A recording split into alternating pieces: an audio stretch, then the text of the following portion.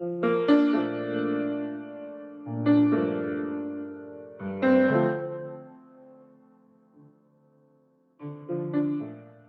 you for joining part 2 of our Black Lives Matter series. We are eager to gather our community together to share, learn, and discover how we can partner to create change to address inequality in America. Some research believes that all young people, regardless of circumstances, should have the opportunity to fulfill their potential and lead their families and communities to thrive. However, systemic racism is creating inequities for the young people we partner with, most of whom are Black and brown, creating obstacles to them thriving. Our nation's history has been marked by Black Americans protesting the violation of their rights and in response to oppression and violence for centuries. But this time does feel different. Monuments are being toppled, Confederate flags are being banned, corporations are committing millions to Black-led and Black-serving organizations, with some going as far as to issue statements disavowing white supremacy culture. And communities that previously have remained silent or on the sidelines are finally coming forward in solidarity to say, enough is enough. We really need much more diversity in these leadership positions, in media, in journalism, in sports.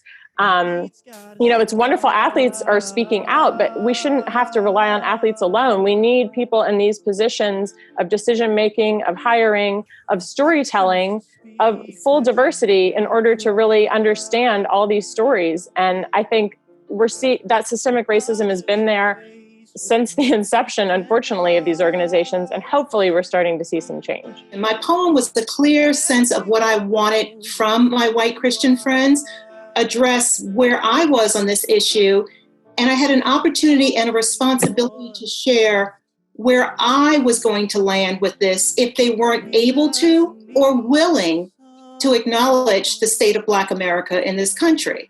So my letter turned out to be more of a truth of mine, because as we all know, truth and reconciliation starts with truth. Racial inequality, as evidenced in the wealth, is widening with each generation. So what are some historical contributing factors to the racial wealth gap? It's that the institutions and the programs that were supposed to help individuals elevate their position in life, we're talking about education, colleges, universities, home ownership, have largely ignored or outright suppressed Black folks.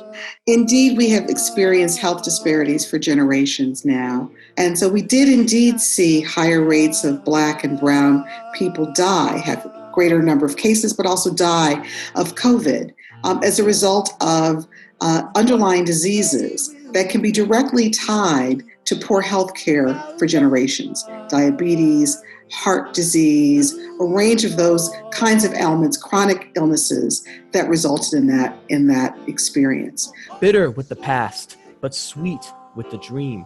Tense, unyielding, strong and sure, they sweep the earth. Revolt!